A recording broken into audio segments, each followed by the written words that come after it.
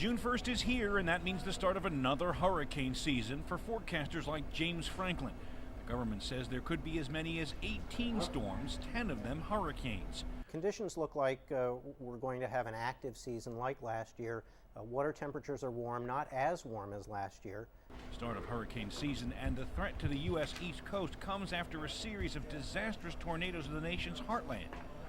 But this year, forecasters will be pushing the envelope when it comes to their predictions, making the longest range forecast they've ever attempted.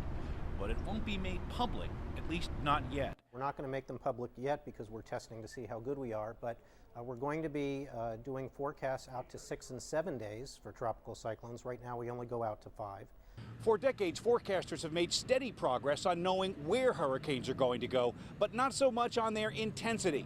This year, new instruments on new aircraft will try to solve that mystery. We are streaming it live down to the computer models, and then all of this data is being being assimilated into the models, which has never been done before, in particular with the Doppler data that's coming off the aircraft.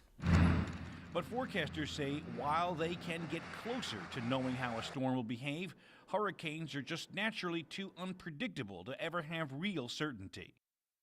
I think it's chaotic. We will never get an exact answer. We won't ever know, what kind of winds you're going to experience at your house and your zip code as opposed to your neighbor 3 miles down the road. Forecasters are certain about one thing. Now is the time to prepare, get supplies, and know your evacuation plan if you're in an area that could be hit with a storm surge.